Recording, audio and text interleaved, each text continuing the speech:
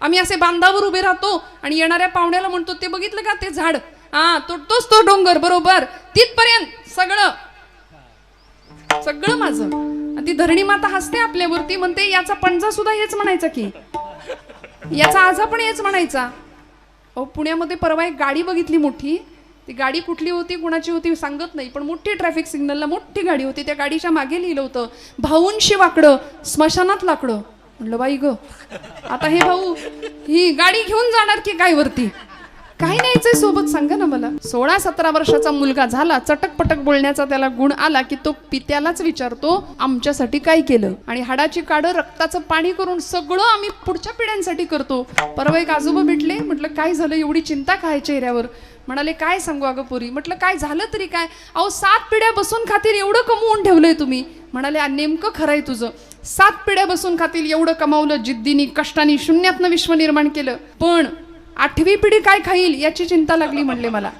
दिवसभर आम्ही ही जीभ अनेकांची निंदा करण्यासाठी नाचवतो अक्षरशः. काय मिळतं, शब्द संभल के बोलिये, शब्द के हात ना पाव, एक शब्द हे औषधी तो दुसरा शब्द हे घाव.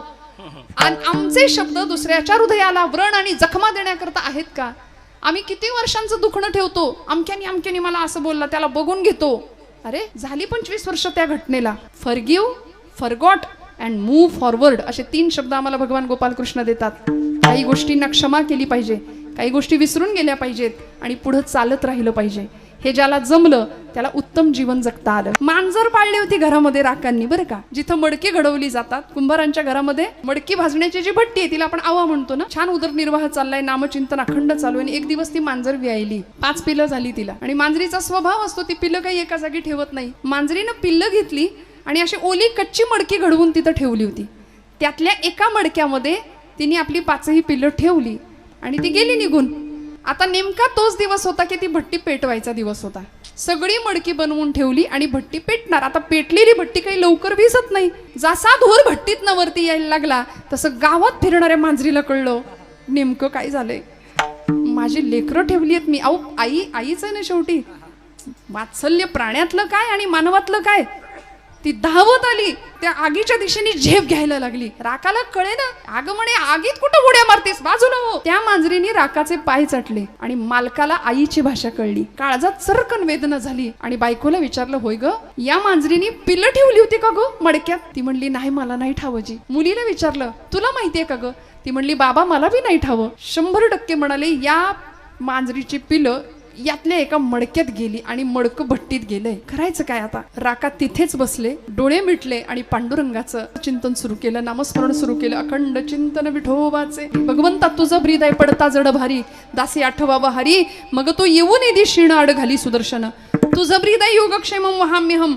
आता तू तुझा शब्द राख, या मायलेकरांची ताटातूट होऊ द्यायची नाही. राकाने भगवंतांना शब्द दिला, देवा तू तुझा शब्द राख, मी माझा शब्द तुला देतो. जर या भट्टीतनं ही मांजरीची पिल्लं सुखरूप बाहेर आली तर मी घरादारावर तुळशीपत्र ठेवीन, प्रपंच सोडेन आणि पंढरपुरात तुझ्या सेवेसाठी तुझ्या नामासाठी येऊन राहील. हा भक्ताचा. माऊलींना ज्ञानोबरायांना आम्ही विश्व माऊली म्हणतो, पण आता आमची अडचण अशी आहे की आम्ही लेकरू व्हायला तयार नाही. देव माऊली आहेत, संत माऊली आहेत, गुरु माऊली आहेत. वेदांना, शास्त्रांना, श्रुतीला सुद्धा ज्ञानोबरायांनी माऊलीत संबोधन दिलंय. पै अहितापासुनी सोडविती, हित देऊनी वाढविती, नाही गा श्रुती परवती माऊली जगा. श्रुतीला, शास्त्राला माऊलींनी माऊली हेच संबोधन दिलंय. कारण आई असंच करते हो. आई लेकराच्या कल्याणाचाच फक्त विचार करते आणि लेकरू चुकलं, माता पिता हेच करतात ना. लेकरू चुकलं तर 2 कानाखाली वाजवण्याची तयारी आई ठेवते, पिता ठेवतो. आणि तेच लेकरू जर आजारी पडलं तर तेच माता पिता त्याच लेकराच्या उशा पायथ्याशी बसून राहतात. जगाच्या सबंध जगाच्या पाठीवरती तुमचं माझं कल्याण व्हावं, सर्वतोपरी कल्याण व्हावं असं फक्त संतांना वाटतं, फक्त माता पित्यांना वाटतं. म्हणून संतांनी उद्धार करायचाच झाला तर प्रत्येक वेळी आईचा उद्धार केला, पित्याचा उद्धार केला. जगी ऐसा बाप व्हावा, त्याचा वंश मुक्तीस जावा. सगळं जग तडफडतंय मुक्तीसाठी, मोक्षासाठी, पण ज्या घरामध्ये मातृस्मरण पितृस्मरण कायम आहे, मातापित्यांची कृतज्ञता कायम आहे, त्याच्या वंशाचं भाग्य, त्या भाग्याचा हेवा करावा असं भाग्य त्या वंशाला लाभतं. सुशीलो मातृपुण्येन पितृपुण्येन चातुरहा उदारो वंशपुण्येन आत्मपुण्येन भाग्यवान असं म्हटलंय. आईची पुण्याई असेल तर सुशीलतेचा गुण मिळतो. सुशीलो मातृपुण्येन पितृपुण्येन चातुरहा, पित्याची पुण्याई असेल तर चतुरता माणूस प्राप्त करतो. उदारो वंशपुण्येन, वंशाची पुण्याई ज्यावेळी असते ना त्यावेळी उदारतेचा गुण आपल्याकडे येतो. आणि आत्मपुण्येन भाग्यवान, मनुष्य भाग्यवान कशाने ठरतो तर स्वतःच्या पुण्याईने, आत्मपुण्येन भाग्यवान. आम्ही सगळे इथं जमलेली मंडळी आहे ना, आम्ही भाग्यवान आहोत. मला असं कायम दादा वाटतं की आपल्या सगळ्यांचं देवानी सिलेक्शन केलंय. हजारो माणसं आहेत पण दादांनी गावं हे त्यांचं सिलेक्शन आहे. मी कीर्तन करावं हे माझं देवानी केलेलं सिलेक्शन आहे असं मी समजते. खूप कृपा लागते अखिल जन्मांची. या मृदंगातनं नाद सुंदर निघावा देवाला आवडेल असा हे त्यांनी त्यांचं केलेलं सिलेक्शन आहे, त्यांनी निवड केली आहे. नाहीतर डोंगरे शास्त्रीजींचं विधान मी बऱ्याचदा कीर्तनात सांगत असते. ते म्हणायचे कथा केली आहे कीर्तन केली जाने की हमारी औकात क्या है. पहिल्याच दिवशी हा शब्द वापरायचे ते, तरी पण 7 दिवस भरपूर लोक यायची, गर्दी करायची. कथा के लिए जाने की हमारी औकात क्या है, कथा के लिए वो जाते हैं जिनको बाकी बिहारी बुलाते हैं. तिकडून बोलावणं यावं लागतं. आपण सर्वसामान्य जीव आहोत मंडळी, आपण प्रपंचातली कर्म सोडू शकत नाही. सगळे व्यवहार आपल्याला प्रपंचातले व्यवहारातले भौतिकातले करावे लागतात. इथं आलोय ना आपण, मग इथं आल्यानंतर सगळी कर्म उत्तम केली पाहिजेत. प्रपंच सोडून देव करा असं कुठल्याच संतांनी सांगितलं नाही. उत्तम प्रपंच संतांनी सांभाळले आणि उत्तम असा परमार्थ सुद्धा करून दाखवला. मग आम्ही कर्माच्या बाबतीत जर आम्ही श्रीमंत ठरलो म्हणजे काय, आमचं कर्म असं असावं की ज्यामुळे आजूबाजूचा परिवार आमच्यासाठी वेडा होईल. तुम्ही ये म्हणून, तुम्ही आहात हाय म्हणून, बरं याच्याशिवाय आमचं पान हलत नाही म्हणून. असं कोणीतरी असतं बघा, घरात एक कर्ता पुरुष असतो, त्याच्याशिवाय घर हलूच शकत नाही, घराचा कणा असतो तो. गावामध्ये असा कोणीतरी दादा असतो, गावामध्ये असं कोणीतरी एक नेतृत्व असतं की त्यांच्याशिवाय गावाचं काही चालत नाही, नाही का. त्यामुळे आमचं कर्म असं असावं की आमचे नातेवाईक, आमची मंडळी, आमचा सगळा परिवार आमच्यासाठी वेडे झाले पाहिजेत, हे कर्माच्या बाबतीत. आणि भक्ती आमची अशी असावी की आमच्यासाठी देव वेडा झाला पाहिजे. देव भावे लाचावला, देव लाचावतो भक्ताच्या भावा करता, भक्ताच्या भक्ती करता. त्यामुळे संतांच्यासाठी भक्तांच्यासाठी देवानी वेडं व्हावं असं कर्मही सुंदर होतं आणि अशी भक्तीही सुंदर होती. त्यामुळे कर्मयोग आणि भक्तियोग भगवान गोपालकृष्ण सुद्धा आम्हाला सांगतात, या दोनही जीवनांनी आमचं जीवन सर्वांग परिपूर्ण व्हावं. म्हणून 3 टप्प्यांमध्ये मानवी जीवनाची जर विभागणी केली ना तर अपूर्ण, पूर्ण आणि परिपूर्ण. अपूर्ण कोण आहे, ज्याला मी कोण आहे हे कळलंच नाही, तो अपूर्ण जीव आहे. जीव हा अपूर्ण आहे, ज्याला स्वतःची ओळखच नाही. तुम्ही कोण असं जर विचारलं तर आम्ही उत्तर देऊ आमचं अमुक अमुक अमुक, मी या गावचा, या इथं इथं इथं इथं राहतो, असं आम्ही आमची स्वतःची ओळख देऊ. हे आमचं देहाला झालेलं देहाची ओळख आहे. पण याच्या आत जाऊन स्वतःला विचारावं हू आय एम. प्रश्नाचं उत्तर मिळेल अमुक अमुक अमुक, परत विचारावं हू आय एम, मी कोण. परत उत्तर मिळेल मी अमक्या अमक्या गावचा, अमक्या अमक्याची मुलगी, अमक्या अमक्याचा मुलगा. परत विचारावं मी कोण. परत उत्तर मिळेल मी या देशाचा नागरिक आहे, मी एक सुजाण नागरिक आहे, मी या गावचा उत्तम नागरिक आहे. परत उत्तर मिळेल असं मी कोण मी कोण मी कोण स्वतःला प्रश्न विचारत राहिलो ना तर एक दिवस उत्तर मिळतं अहम ब्रह्मास्मी, मी तो आहे. मग देह, सगळ्या मर्यादा देहासंबंधीच्या सगळ्या बाजू गळून पडतात आणि मी, माझं आत्मतत्व त्या आत्मतत्वाशी एकरूप होतं आणि मग प्रश्न मिळतो, उत्तर मिळतं अहम ब्रह्मास्मी, मी तो आहे, मी ब्रह्म आहे. मग आम्हाला त्या ब्रह्म तदाकार वृत्तीला पोहोचायचं असेल, प्रणो धनहु शरम आत्मा ब्रह्मत लक्ष उच्चते. प्रणवाचं धनुष्य करायचं आणि आत्म्याचा बाण करायचा आणि माशाचा डोळा म्हणजे ब्रह्म असं समजून ब्रह्म तदाकार वृत्तीला पोहोचायचं. म्हणजे काय, अर्जुनाने काय केलं होतं, एकाग्र चित्त केलं, तेलाच्या पात्रामध्ये दृष्टी एकाग्र केली, गरगर फिरणारं ते मत्स्ययंत्र, त्याच्यावर ठेवलेला तो मासा आणि त्याचा लाल डोळा, एवढं एकाग्र चित्त केलं. तसं प्रणवाचा धनुष्य आत्म्याचा बाण आणि ब्रह्म म्हणजे माशाचा डोळा असं समजून आम्ही आमचं लक्ष त्या ब्रह्माकडं असलं पाहिजे. पण आमच्या बाबतीत नेमकं हे घडत, आमचं लक्ष तेवढं सोडून बाकी सगळीकडे आहे. आमचं लक्ष प्रपंचात फार आहे, आमचं लक्ष भौतिकात फार आहे, नाही का. आमचं लक्ष लक्षाकडे फार आहे. लक्ष 1 लक्ष 2 लक्ष 3 लक्ष. परमार्थाचा अर्थ कळायला वेळ लागतो, पण अर्थाचा परमार्थ लवकर कळतो ना हो आम्हाला. त्यामुळे नको तिकडे आमचं. म्हणून तुकोबरायांचं विधान, जोडोनिया धन उत्तम व्यवहारे उदास विचारे वेच करी. पण आम्ही दुसरं वाक्य बघत पण नाही तिकडं. आम्ही पहिलं वाक्य फार सिरियसली घेतो. जोडोनिया धन उत्तम व्यवहारे, फार सिरियसली पहिल्या वाक्याचा विचार करतो.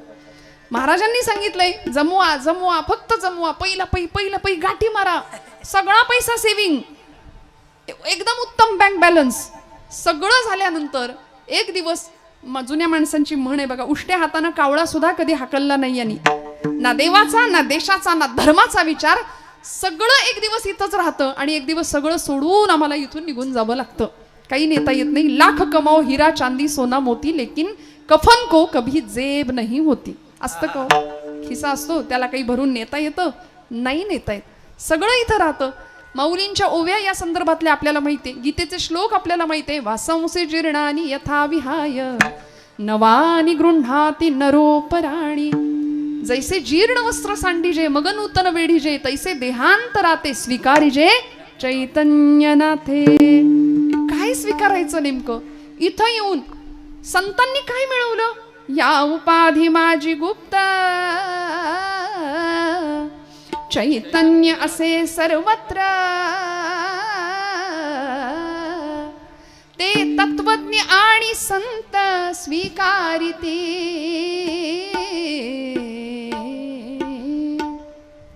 मग या सृष्टीतलं, चराचर सृष्टीतलं चैतन्य तत्व आम्हाला स्वीकारता येईल का? जे संतांनी स्वीकारलं, जीवन आनंद स्वरूप मिळवलं.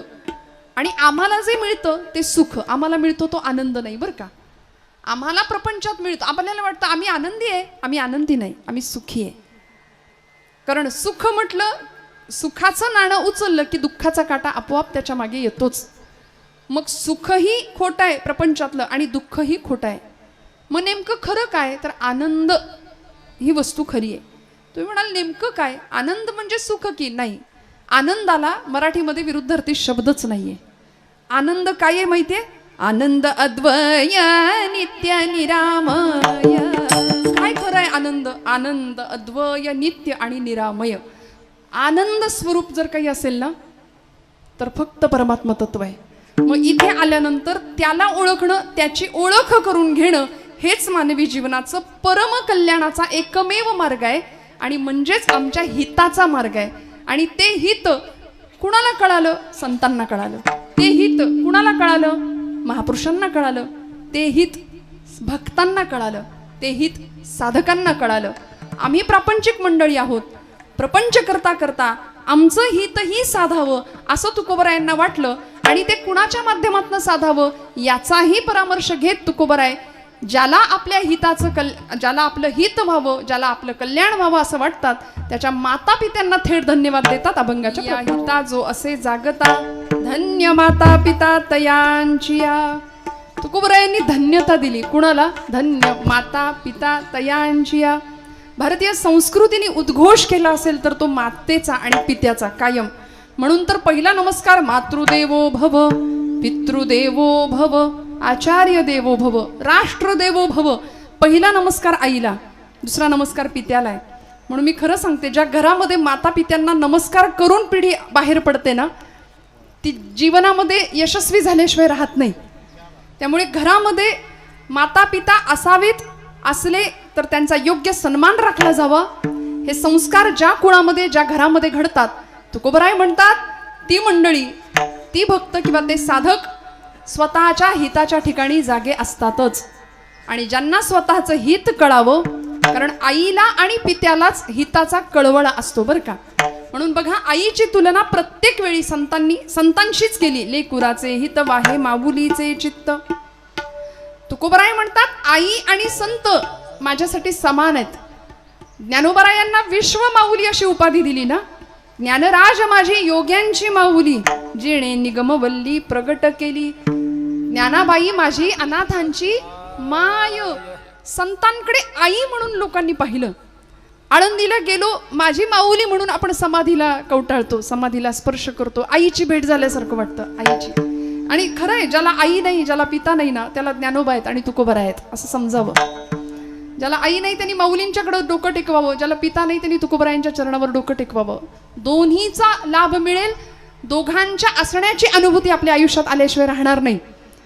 त्यामुळे आईची कमतरता भरून संतांनी काढली आणि संतांनी आम्हाला प्रत्येक वेळी माता पित्यांचं तुमच्या माझ्या जीवनामध्ये असलेलं अविभाज्य असं स्थान किती महत्वाचं आहे हे वेळोवेळी पटवून दिलं. धन्य माता पिता तयांची या. हिताच्या ठिकाणी जो जागा आहे त्याला धन्यता दिली का हो? त्याला तर दिलीच, पण त्याच्या माता पित्याला धन्यता दिली. या जगामध्ये स्वतःची प्रगती, जगाची प्रगती ज्यांनी केली ना, ती सगळी मंडळी आईवेळी होती. प्रत्येक महापुरुष मोठा झाला तो त्यांच्या आईमुळे, तो त्यांच्या पित्यामुळे. आई वडिलांविषयी ज्यांनी ज्यांनी कृतज्ञता बाळगली ती मंडळी खऱ्या अर्थाने मोठी झाली. श्रोते हो, ज्याला स्वतःचं हित कळलं, आपुलिया हिता जो असे जागता. जागत शब्द वापरताना तुकोबरायांना काय अनस्यूत असावं, काय संतांचं म्हणणं असावं. समाज झोपलेला आहे का? तुम्ही सगळे जागे आहात, मी जागे, आपण सगळे जागे आहे. मग ही कुठली झोप आहे की ज्या झोपेबद्दल संतांनी विधानं केली? आपण तर जागे, हिताच्या ठिकाणी जागे की आपल्याला आपलं हित कळतं ना, कळतं की नाही? हो म्हणा, कळतं ना, आपल्याला आपलं हित कळतं. आपलं हित असंच आहे, 4-2 एकर मस्त जमीन घ्यायची, मस्त बँक बॅलन्स वाढवायचा, उत्तम लेकरा बाळांच्यासाठी पुढच्या भविष्याची तजवीज करून ठेवायची आणि नातवंडांचं पंतवंडांचं तोंड बघून सुखानं इथून निरोप घ्यायचा. याच्यात आपलं हित आहे असं आपल्याला वाटतं. माऊलींना विचारावं, ज्ञानोबराय तुमचं काय हो? तुम्ही कुठे एकरभर जमीन केली आहे का बुक? तुम्ही कुठं काही सातबाराचा उतारा आहे का तुमच्या नावावर? ज्ञानोबराय उत्तर देतात, माझं असं काहीच नाही.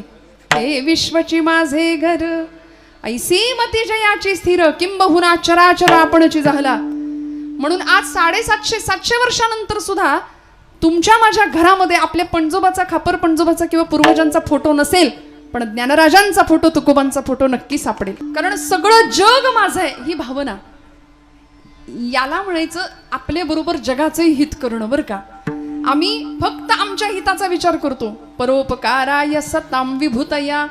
संतांना का म्हटलं? कारण दुसऱ्यावर उपकार करणं हीच त्यांची लक्षणं होती ना.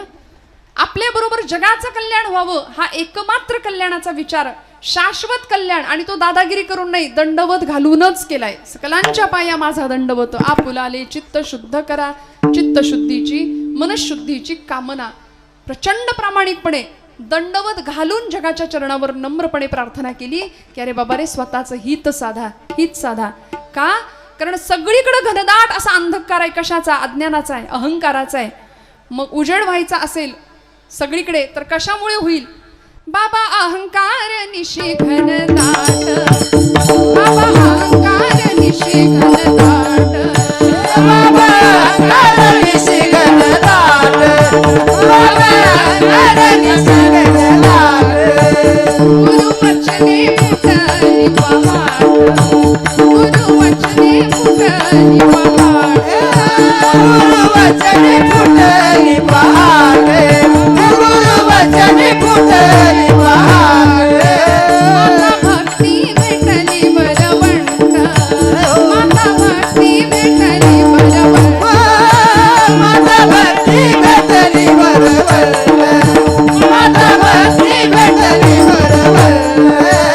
तिने मार्ग दाविला चोखटगा, तिने मार्ग दाविला चोखटगा.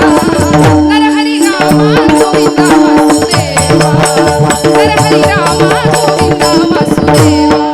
तिने मार्ग दाविला चोखटगा, तिने मार्ग दाविला चोखटगा.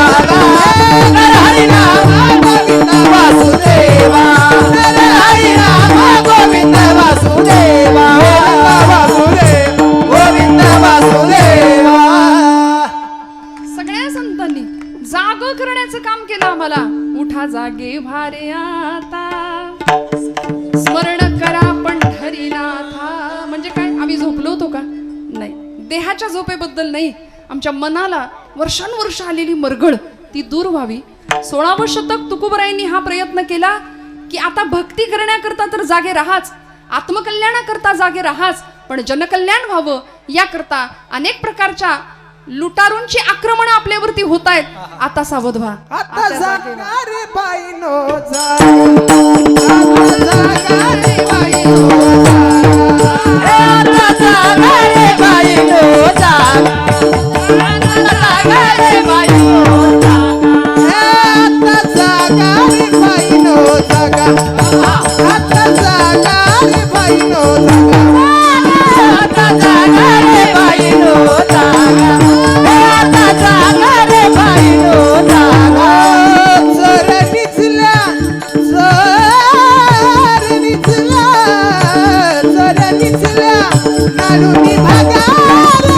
आता जागा रे बाईनो जागा, आता जागा रे बाईनो जागा, जागा जागा. चोर निचला, चोर निचला, चोर निचला, नाडूनी भागा. आता जागा रे बाईनो जागा, जागा, आता जागा रे बाईनो जागा, जागा, जागा, जागा, जागा, जागा, जागा, जागा. वा वा, क्या बात आहे. तुम्ही जागे आहेत ना सगळे? नाही, जाग आली का आता? समजा. आणि कीर्तनाचा तो गुणधर्म आहे, कीर्तनामध्ये ती बया येते ना, है की नाही? ती येते, मग वेळ कुठलीही असू दे. अहो, राम जन्माच्या कीर्तनाला पण ती येते दुपारच्या, रात्री कृष्ण जन्माचा असू दे तरी ती येते. तिला निमंत्रण नाही द्यावं लागत, पण आपण सगळे जागे राहिलो पाहिजे आपल्या हिताच्या ठिकाणी. किती गोड गायलं. आता जागा रे भाईनो जागा, जगजोगी जगजोगी, जाग जाग बोलती, जगजोगी जगजोगी. जागच केलं आम्हाला, अखंड जागते पण ठेवण्याचं उत्तिष्ठत उपनिषदांचं वाक्य आहे. जागृत प्राप्य वरान्न बोधित. उठा, जागे व्हा आणि तुमचं ध्येय साध्य होईपर्यंत थांबू नका. हे जागेपण आम्हाला संतांनी दिलं, हे जागेपण आमच्या क्रांतिकारकांनी दिलं, हे महापुरुषांनी दिलं. आज महात्मा ज्योतिराव फुले यांची जयंती आहे. काय केलं हो? निद्रिस्त होता समाज, शिक्षण नव्हतं, विद्येविना मती गेली, मतीविना गती गेली, गतीविना वित्त गेले, वित्ताविना शूद्र खचले, एवढे सगळे अनर्थ एका अविद्येने केले.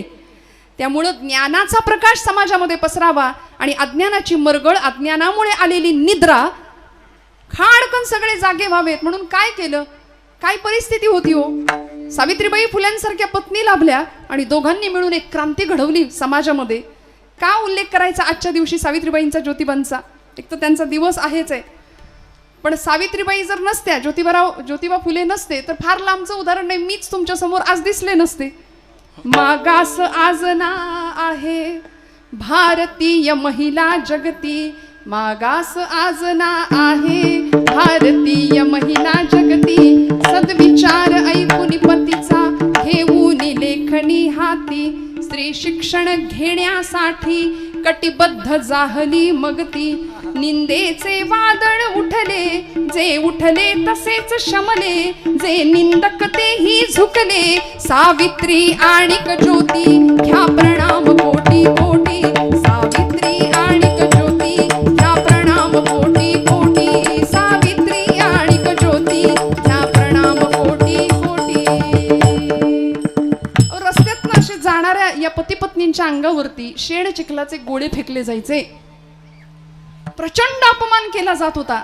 सावित्रीबाईंचे तर एवढे उपकार आहेत, जाताना पिशवीमध्ये एक साडी एक्स्ट्रा घ्यायच्या, त्या 2 लुगडं, त्यातलं एक लुगडं कायम एका साडीमध्ये, आणि अंगावरच्या साडीवर शेण चिखलाचे गोळे फेकले जायचे. शाळेत जायचं, मुलींना ज्ञानदान करायचं, साडी बदलायची, ज्ञानदान करायचं आणि परत ती खराब साडी नेसून परत घरी येताना परत ते शेणाचे चिखलाचे गोळे फेकत झेलत घरी यायचं. ते जर त्यावेळी तिथं घाबरून घरी बसले असते तर आज आपण इथे नसतो, ज्ञानाचा प्रकाश जगभर पसरलाच नसता. त्यामुळे एवढे अनंत उपकार आहे की त्या अंधकारातनं, त्या निद्रिस्त समाजातून उद्याचा भविष्यकालीन भारत किंवा उद्याचा उषःकाल त्यांना दिसत होता, याकरता सगळं सहन केलं. म्हणून धन्यता द्यायची या मंडळींना.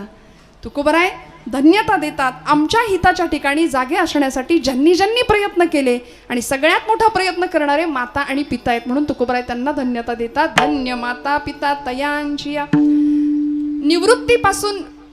प्रवृत्तीपासून निवृत्ती घेतल्याखेरीज असं म्हणतात, भक्तीच्या किंवा मुक्तीच्या गर्भागारात प्रवेश करण्याचा सोपान प्राप्त होत नाही.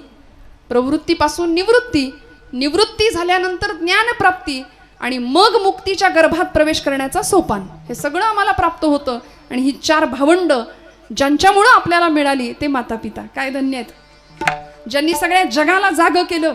12व्या शतकामध्ये इथे भक्तिरसाचा कल्लोळ केला माझ्या ज्ञानोबा माऊलींनी.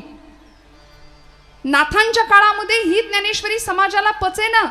दृष्टांत द्यावा नाथांना माऊलींनी की नाथा माझा गळा आवळला जातो, या जानवृक्षाची मुळी गळ्याला आवळली गेली, जरा मोकळं करा. भक्तीचं अवडंबर माजलं. त्यावेळी ही ज्ञानेश्वरी पुनरुज्जीवित करून संतांनी पुन्हा एकदा समाजाला दिली. भाव जाणला. केवढे मोठे अनंत उपकार आहेत मला सांगा ना. हे कशामुळे घडलं? धन्य माता पिता तयांची.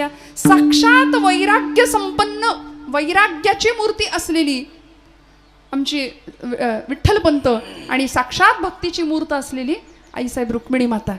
इतकं झेललं, इतकं सहन केलं. गृहस्थाश्रम, संन्यासाश्रमानंतर स्वीकारलेला गृहस्थाश्रम आणि मग निर्माण झालेली संतती.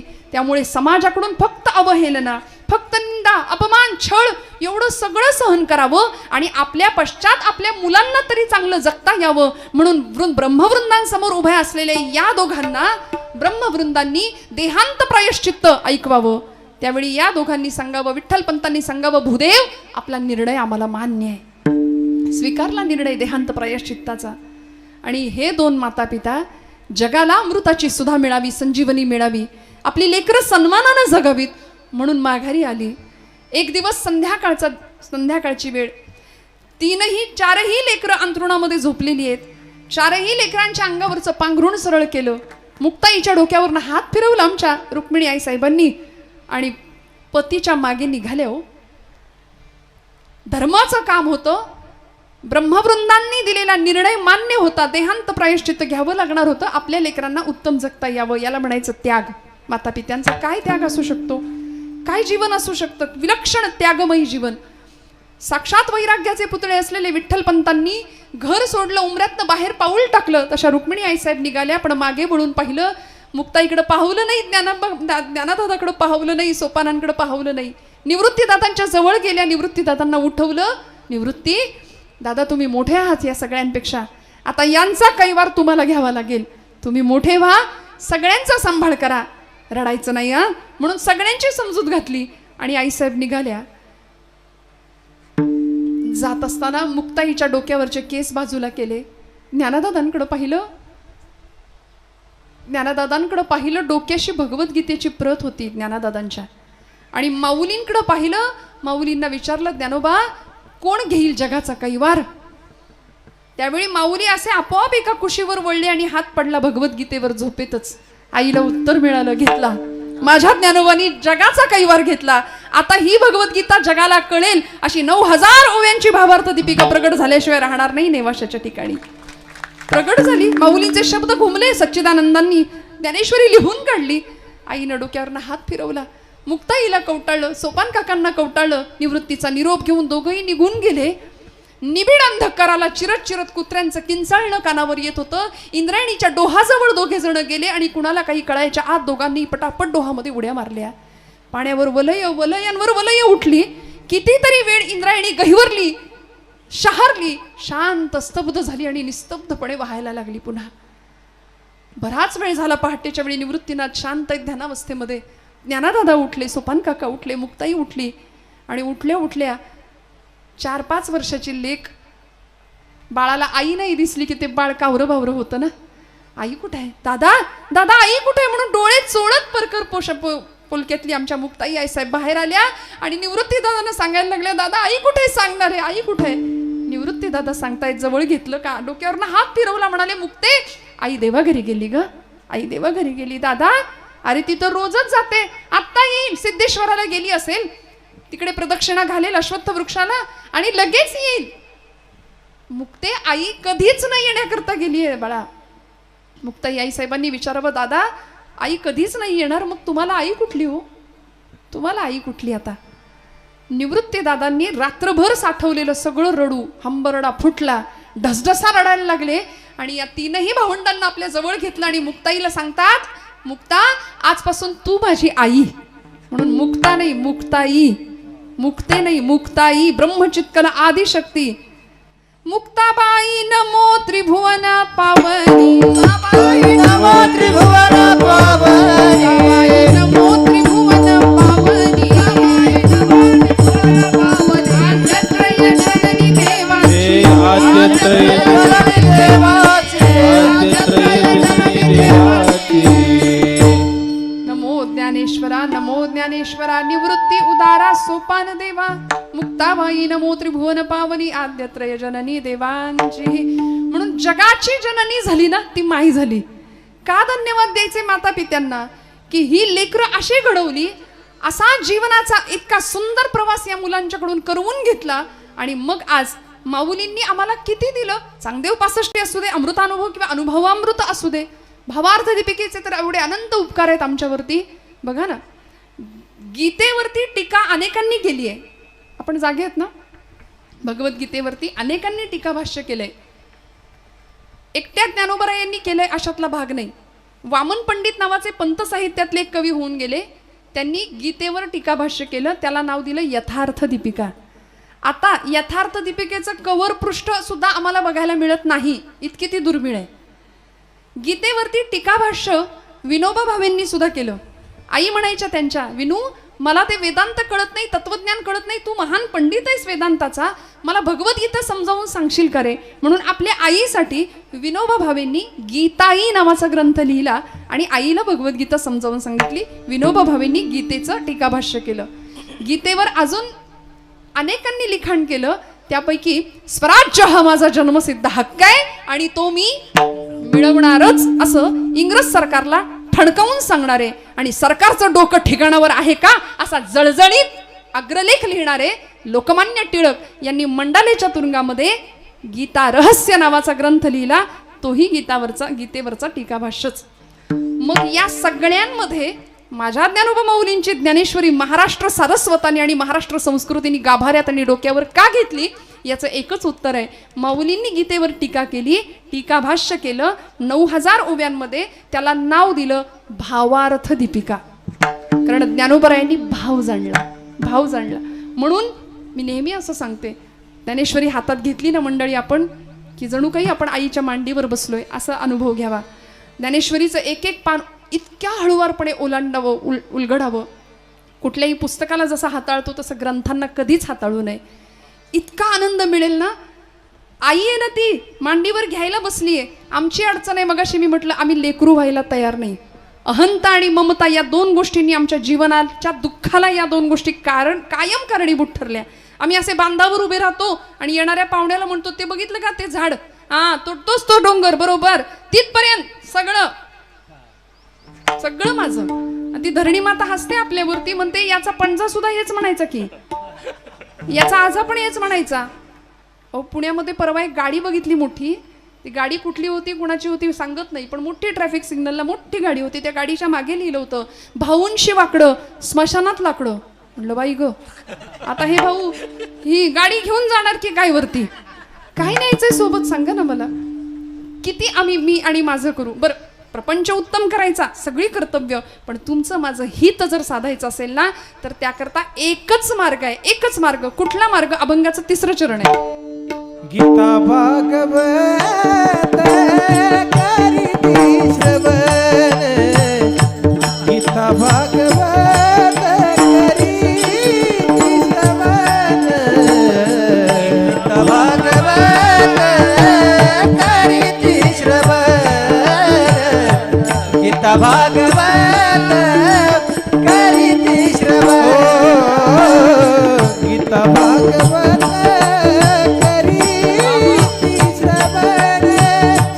गीता भागवत करीती श्रवण, गीता भागवत करीती श्रवण,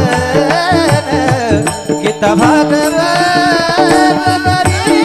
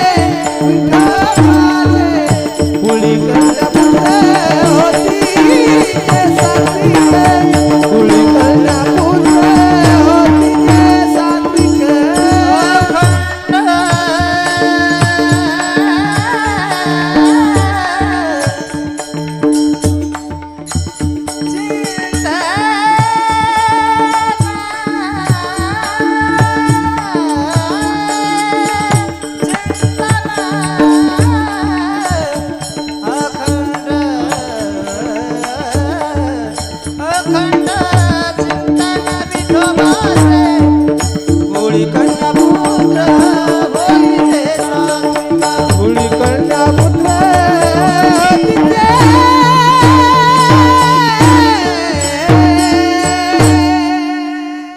गीता भागवत करीते श्रवण अखंड चिंतन विठोबाचे. हिताचा मार्ग तुकोबरायांनी सांगितला. स्वतःच्या हिताच्या ठिकाणी जागं राहायचं असेल तर ग्रंथ जवळ घेऊया, संतांना जवळ करूया.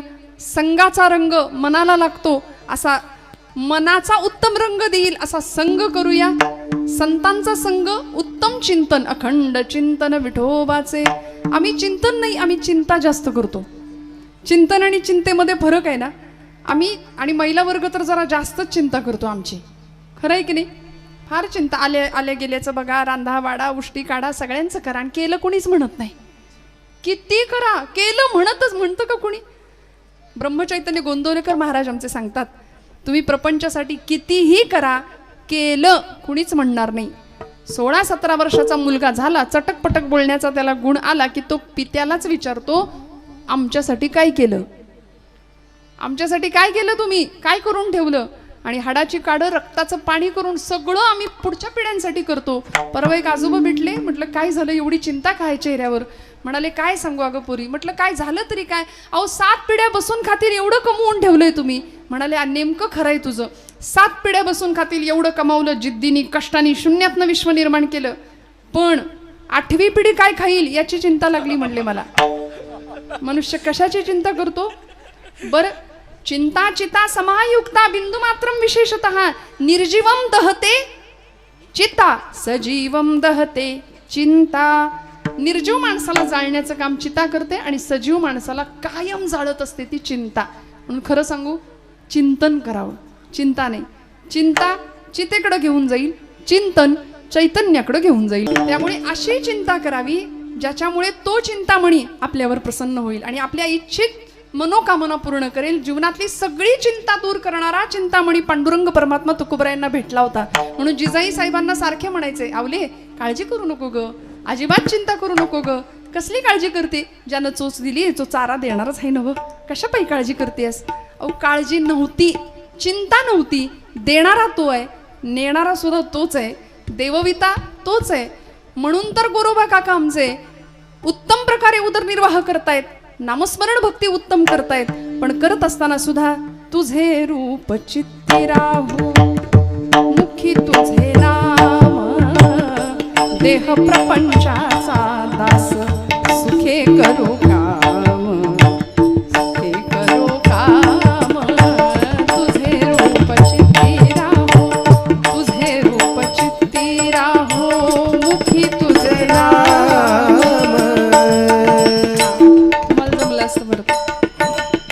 काय केलं? अखंड भगवंताचं नाम, भगवंताचं गुण, भगवंताचे रूप अखंड स्मरण केलं. अखंड चिंतन विठोबाचे. पुढचं लेकरू कधी पायाशी आलं चिखल तुडवताना कळलं नाही. आणि इतके रममाण झाले होते, इतके रममाण. पांडुरंग पांडुरंग पांडुरंग पांडुरंग, अखंड नामस्मरण. लेकरू पायाशी आलेलं सुद्धा कळालं नाही. इतकं देहभान असो ऐसा कोठे आठवचे नाही, देहीच विदेही भोगू दशा, या अवस्थेला पोहोचलेले आमचे संत महात्मे. पण ज्यावेळी कळावं, ज्यावेळी पत्नीला कळावं, त्यावेळी घेतला ना कैवार पांडुरंग परमात्म्याने. दिलं मूल तर दिलंच, सर्वार्थाने उद्धार केला. आणि एवढी सत्ता हातात दिली गोरोबा काकांच्या की संप्रदायातल्या सगळ्या संतांना, संतांची परीक्षा घेण्याचं सामर्थ्य काकांकडे होतं. सगळे संत किती मोठे आहेत. ज्ञानोबरायांच्या डोक्यावर थापटणं आपटावं लागलं गोरोबा काकांना.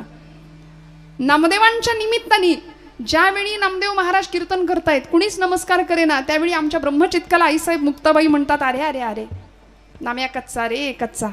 सगळे त्याला नमस्कार करतायत, पण त्याला वाटतंय मीच मोठा. सर्वाभूती परमात्म तत्व हे फक्त बोलण्यापुरतं ठीक आहे, पण अनुभवाच्या पातळीवर कुठं जाणलंय, कुठं जाणलंय?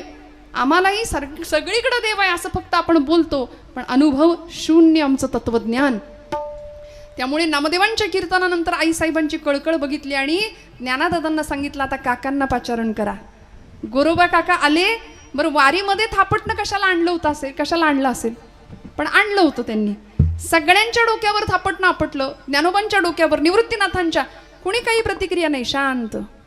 निवृत्तीनाथ एकदम शांत, ज्ञानादादा एकदम शांत, सोपान काकांच्या डोक्यावर एकदम शांत. इथं अमृताची संजीवनी उतू चालली आहे म्हणाले या सगळ्यांच्या अंतरंगामध्ये.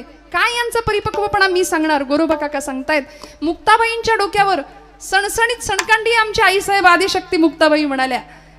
काय यांच्यामधलं परिपक्वपण, मी अपुरेपण मी काय सांगणार. आणि आता ज्यावेळी नामदेवांच्या डोक्यावर थापट नापटायची वेळ आली त्यावेळी नामदेव महाराज संतापले ना. अरे असं थापट नापटून कळतं का म्हणाले. नाम्या कच्चा आहे की पक्का आहे, ते मी पक्का आहे की कच्चा आहे असं थापट नापटून कळेल म्हणून ताण ताण ताण करत तावातावाने देवाकडे गेले आणि देवाला विचारलं, अरे गोरोबा काका डोक्यावर थापट नापटून ठरवणार काय, मी कच्चा आहे की पक्का आहे, देवा सांग. भगवंत म्हणाले, नामया खरं आहे, थापट आपटूनच कळेल तू कच्चा आहे की पक्का आहे. आणि निर्णय मुक्ताबाईंनी कधीच लावला होता. अरे अरे अरे जसे ओरडले तसे पटकन मुक्ताई म्हणाल्या, नाम्या कच्चा रे कच्चा, सांग मी कच्चा आहे का, सांग मी कच्चा आहे का. पांडुरंग परमात्मा म्हणाले, पक्के पण यायचं असेल तर गुरुची आवश्यकता लागेल आणि गुरु माऊलीला जवळ करावं लागेल, मग जीवन पक्क होईल, भाजून पक्क होईल, परिपक्व होईल. आणि मग औंड्या नागनाचा ॲड्रेस देतात देव त्यांना. मग तिथं गेल्यानंतर ते भेटले कोण, विसोबा खेचर. बघितल्या बघितल्या डोकं फिरलं, काय पण पत्ता दिलाय मला, हे असं पिंडीवर पाय ठेवून हे माझे गुरु. आणि मग परिणाम व्हायचा तो झाला, पूर्णत्वाचं ज्ञान झालं, ब्रह्मज्ञान झालं. आणि मग सर्वाभूती परमात्म तत्व हे नामदेव महाराजांना कळालं. मला असं वाटतं गोरोबा काकांचं श्रेय आहे.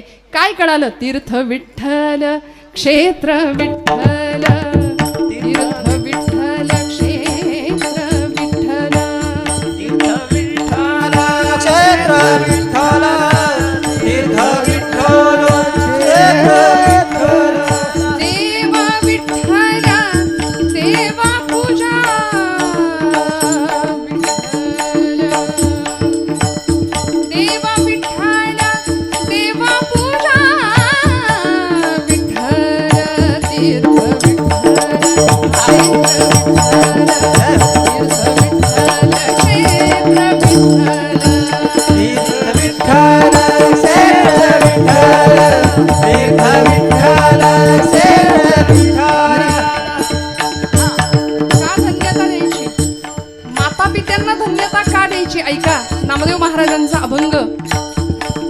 माता विठ्ठल पिता विठ्ठल, माता विठ्ठल पिता विठ्ठल, बंधू विठ्ठल पिता विठ्ठल, माता विठ्ठल पिता विठ्ठल, माता विठ्ठल पिता विठ्ठल, बंधू विठ्ठल गोत्र विठ्ठल, बंधू विठ्ठल गोत्र विठ्ठल, तीर्थ विठ्ठल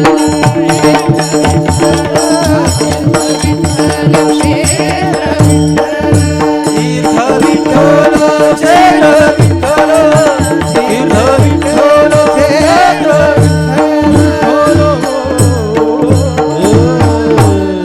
नामा म्हणे मज विठ्ठल सापडला. असा देव सापडणं सोपं आहे का. पण ज्यावेळी आईच्या पायाकडे पाहिलं विठ्ठल सापडला, ज्यावेळी बापाच्या चरणात पाहिलं विठ्ठल सापडला. आज आमच्या तरुण पोरांना सांगावं लागेल की तिथं विठ्ठल दिसेल. परमेश्वराने इमर्जन्सी ॲड्रेसच दिलाय त्याचा. मला जर शोधायचं असेल ना तर एक वेळ विटेवर मला नाही शोधत आला तरी चालेल, पण माता पित्यांच्या चरणाकडे पहा, मी तिथं आहे, मी मातेच्या आई बापांच्या चरणस्पर्शात आहे. माता विठ्ठल पिता विठ्ठल हा आदर्श घालणारे आमचे सगळे संत. गोरोबा काकांच्याच पुढच्या काळामध्ये त्याच घरामध्ये जन्माला आलेले राका कुंभार. काय परिणाम असेल, काय चिंतन असेल, अखंड चिंतन विठोबाचे. किती चिंतन करावं.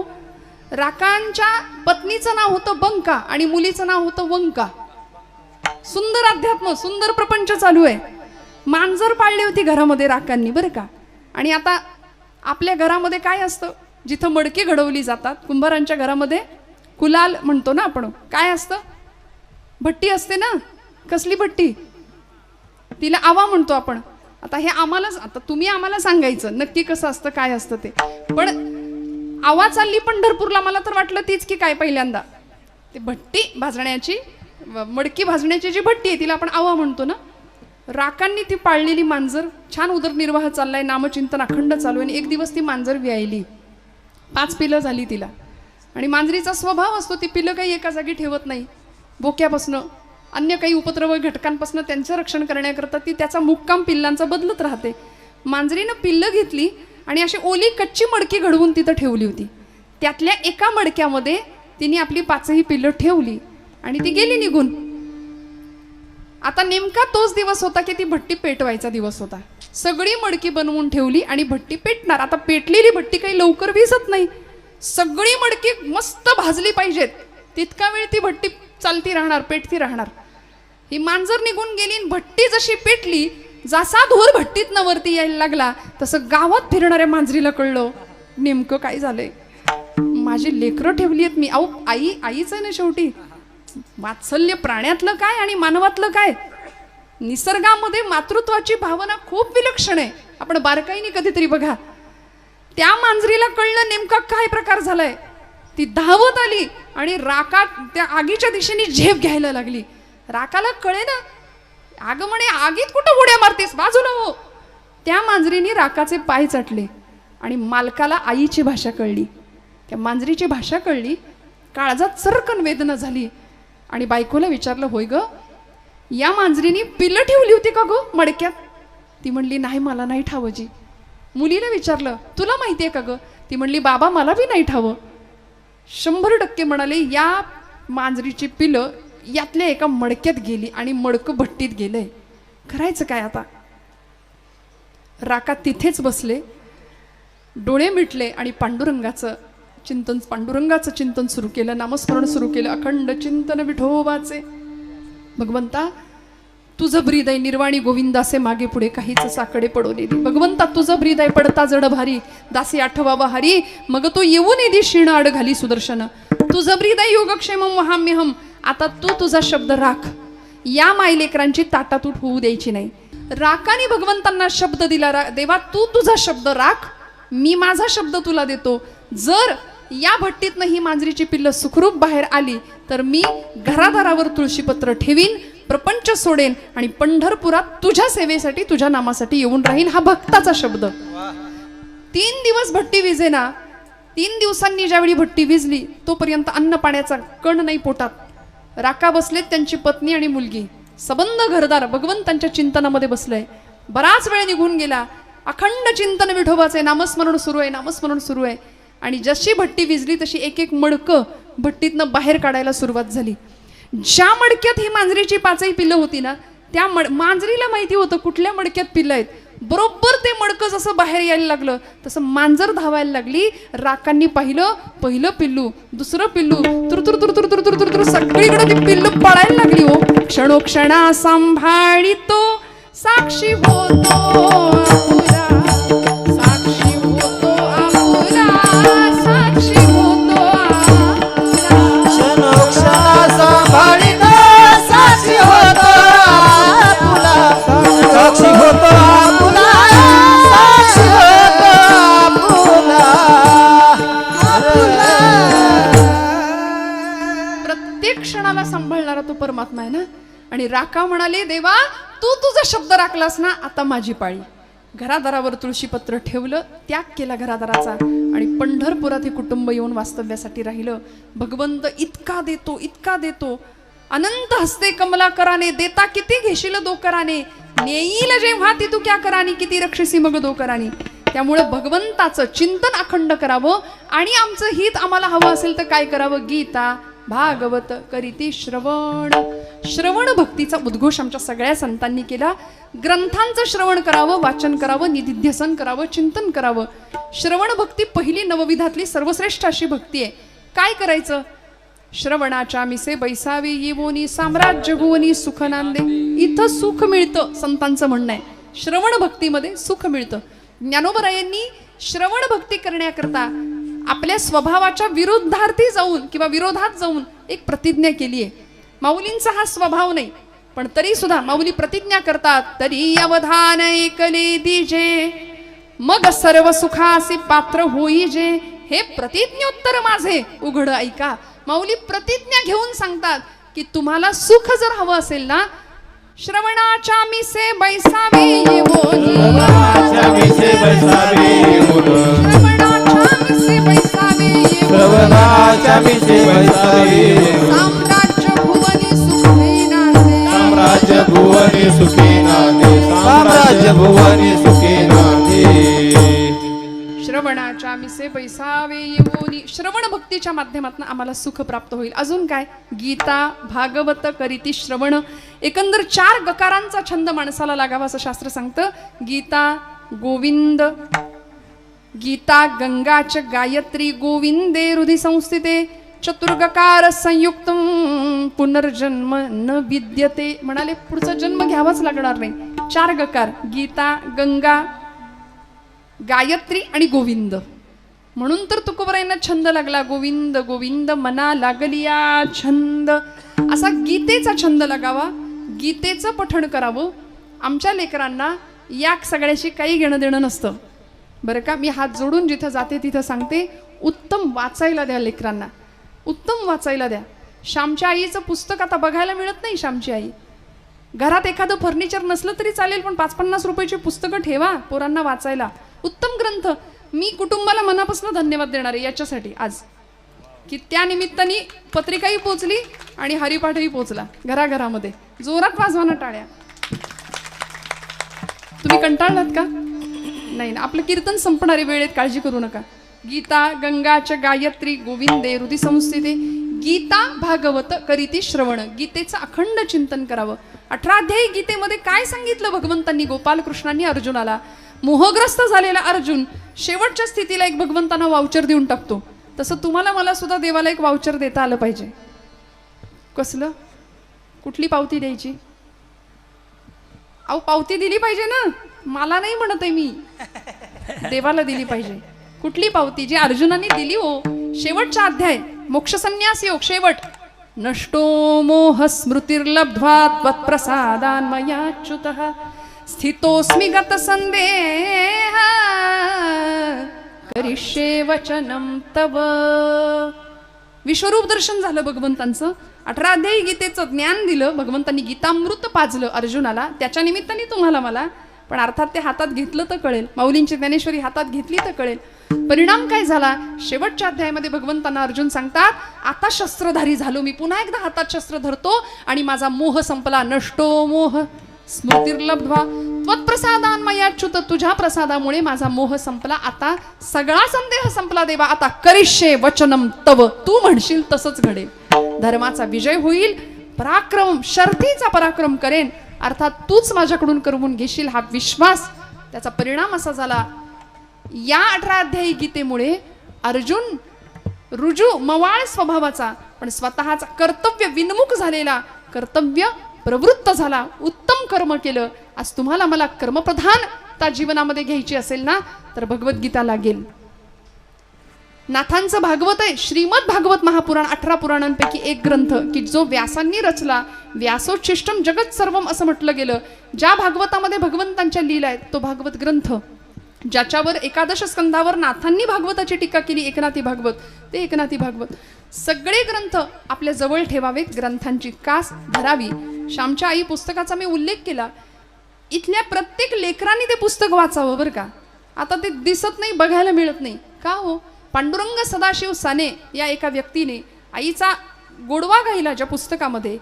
लहानपणी श्याम आंघोळ करून स्नान करून जर बाहेर आला तर आईला सांगायचं आई तुझा पदर पसर मला त्याच्यावर पाय ठेवायचे कारण माझ्या पायाला घाण लागेल माती लागेल.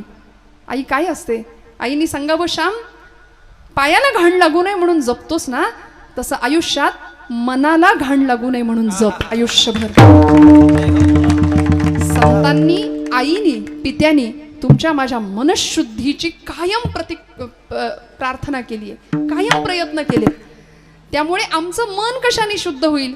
मन धुवून कशाने निघेल. हरिनाम प्रक्षाळी जिव्हे ते म्हटलंय. दिवसभर आम्ही ही जीभ अनेकांची निंदा करण्यासाठी नाचवतो अक्षरशः. काय मिळतं. शब्द संभल के बोलिये शब्द के हात ना पाव. एक शब्द हे औषधी तो दुसरा शब्द हे घाव. आणि आमचे शब्द दुसऱ्याच्या हृदयाला व्रण आणि जखमा देण्याकरता आहेत का. आम्ही किती वर्षांचं दुखणं ठेवतो. अमक्यानी मला असं बोलला त्याला बघून घेतो. अरे झाली 25 वर्ष त्या घटनेला. Forgive forgot and move forward असे 3 शब्द आम्हाला भगवान गोपालकृष्ण देतात. काही गोष्टींना क्षमा केली पाहिजे, काही गोष्टी विसरून गेल्या पाहिजेत आणि पुढं चालत राहिलं पाहिजे. हे ज्याला जमलं त्याला उत्तम जीवन जगता आलं. आयुष्य परीक्षाच आहे ना, रात्रंदिना आम्हा युद्धाचा प्रसंग. मग जीवनातले काही प्रश्न आम्हाला सोडवावे लागतील, काही प्रश्न सोडून द्यावे लागतील. ऑप्शनला पेपरात असतं की नाही. मग ज्याला सोडून द्यायला जमलं त्याला उत्तम जीवन जगता आलं. आणि असं प्रपंच आणि परमार्थ यांनी समृद्ध असलेलं आमचं जीवन ज्यावेळी फुलेल त्या घरामध्ये अशी संतती जन्माला येते की ज्याचा भगवंताला हर्ष वाटतो. दुसरं चरण. ते देवा गीता भागवत करीती श्रवण, अखंड चिंतन विठोबाचे. कुळी कन्या पुत्र होती जे सात्विक, तयाचा हरिख वाटे देवा. घराघरामध्ये सात्विक संतती जन्माला यावी आणि ज्याचा हर्ष भगवंताला वाटेल. म्हणून बघा, प्रत्येक संतांच्या कुळात जन्माला आलेली पिढी, पुढची पिढी, महापुरुषांच्या घराण्यामध्ये जन्माला आलेली सगळी पिढी, या देशाला अनेक सुपुत्र नररत्नांची खाण इथल्या मात्यांनी आणि पित्यांनी दिली आहे. माऊली म्हणतात, येथ वडील जे जे करीती तया नाम धर्म ठेविती, तेची येर अनुष्ठिती सामान्य सकल. म्हणून आज तुम्हा आम्हा मोठ्या माणसांवर खूप मोठी जबाबदारी आहे, खूप मोठी जबाबदारी आहे. माता पित्यांना जर धन्यता तुकोबराई देत असतील आणि आमच्या घरातला पिताच जर रोज पानपट्टीवर जात असेल तर पोरांनी आदर्श काय घ्यायचा पुढे. आम्ही आमच्या लेकरांना आम्हाला काही मिळालं नाही, त्यांना मिळालं पाहिजे म्हणून मागायच्या आधी सगळं देऊन टाकतो. नाही, हे ऐकायची सवयच राहत नाही पोरांना. त्याचा परिणाम असा होतो, कुठल्याही गोष्टीची किंमत राहत नाही, कुठल्याही गोष्टीची नाही. मुलगा बापाला खुशाल विचारतो, काय केलं तुम्ही आमच्याकरता. आयुष्यभर प्रचंड मेहनत करून लेकरा बाळांच्या भविष्यासाठी तजवीज करणारी मातृवर्ग, पितृवर्ग. पण जर लेक आणि मुलंच असं जर विचारायला लागली तर यासारखं दुःख नाही ना. त्यामुळं वेळीच सावध व्हावं आणि मग लक्षात ठेवावं, कर्तव्य भावनेतनं उत्तम सगळं करावं. पण आपलंही जर हित साधायचं असेल तर काय करावं लागेल. गीता भागवत करीती श्रवण, अखंड चिंतन विठोबाचे. आपल्या घरामध्ये अशी उत्तम संतती जन्माला यावी याकरता माता पित्यांची जबाबदारी, पालकांचं पालकत्व प्रत्येकाने लक्षात घ्यावं. आणि मग होणारे काय, महाराज म्हणतात, अशा माता पित्यांना मी धन्यता देतो, मी त्यांच्या चरणस्पर्शाला लागतो. खरं सांगू का श्रोते हो, आपण ज्यांना माझं माझं माझं माझं म्हणतो ती मंडळी माझी असतातच असं नाही. म्हणून मी नेहमी एक वाक्य बोलते, नात्यातली माणसं ना त्यातली असतात. कुणाला जवळ करायचं, देवाला जवळ करावं लागेल. जे अर्जुनानी केलं, सगळ्यांना बाजूला ठेवलं.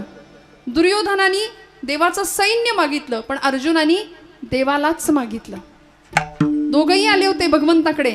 देव म्हणले, माझ्या मदतीचे मी 2 वाटे करणार आहे, एका बाजूला माझं सैन्य, दुसऱ्या बाजूला मी एकटा. मी हातात शस्त्र धरणार नाही, युद्ध करणार नाही. दुर्योधन म्हणला, तिथं काही सत्यनारायणाची पूजा आहे होय, तू येणार नाही, तू येणार आणि हातात शस्त्र धरणार नाही, त्यापेक्षा तुझी नारायणी सेना दे. ती सेना घेऊन दुर्योधन निघून गेला.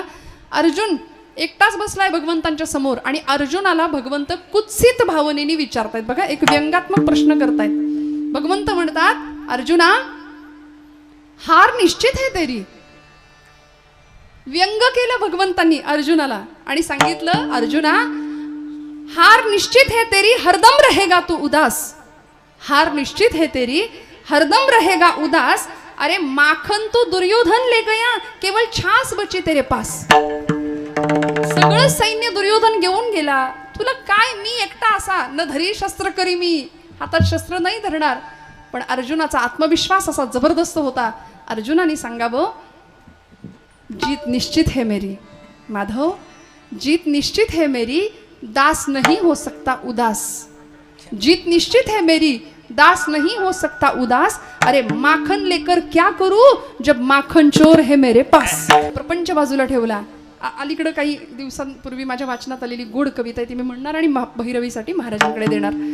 काय सुंदर शब्द आहेत सांगा. आम्ही ज्यांना माझं म्हणतो ना ती माझी नाही आहेत मंडळी. माता पित्यांनी जीवन दिलं, संतांनी आमचं आयुष्य घडवलं, परमात्म्याने हा देह दिला. आता हा देह या मातीच्या समाजाच्या कल्याणाकरता जावं, आत्मकल्याणाकरता खर्च व्हावा, एवढीच एक कळकळ ज्याच्याकडे आहे त्याला स्वतःचं हित कळालं असं म्हणूया. कन्या स्नुषान रूपांची प्रत्यक्ष राम भार्या. कोण होती हो? मोठी होती, जनक राजाची पुत्री होती, धरणीतनं जन्माला आलेली धरणी कन्या होती, रामाची बायको होती. कन्या स्नुषान रूपांची प्रत्यक्ष राम भार्या. पण वाट्याला काय आलं? पिचली क्षणाक्षणाला कारुण्य रूपी सीता. कामी तिच्यान आले सामर्थ्य राघवांचे. प्रत्यक्ष वेळ येता कोणी नसे कुणाचे.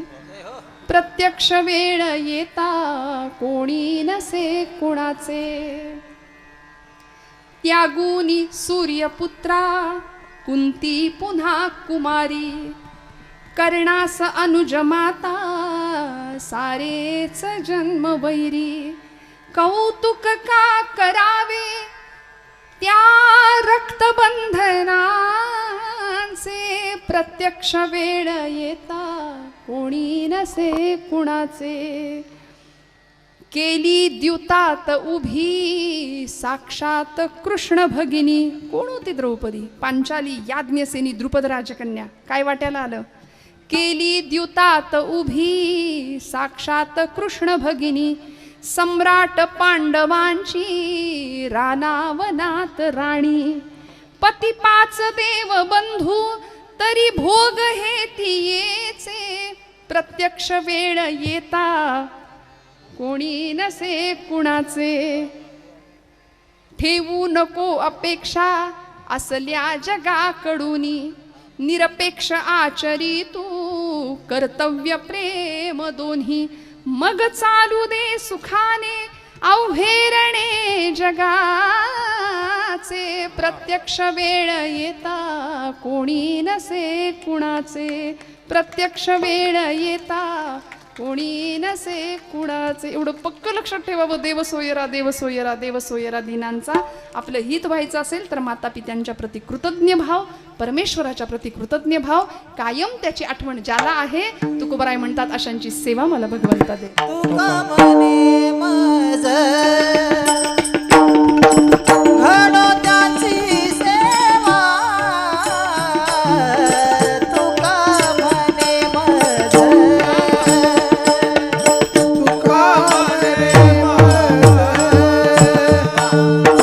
घडोत्याची सेवा.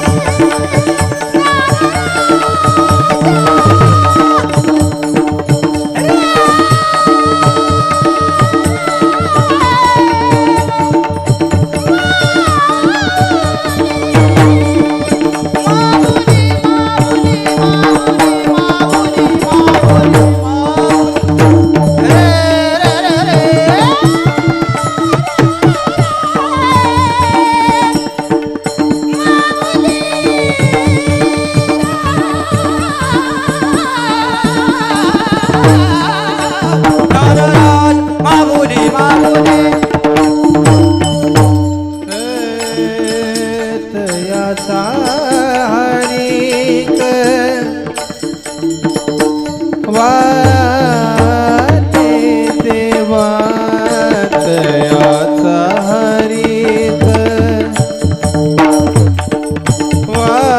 वाटे देवा तयाचा हरिक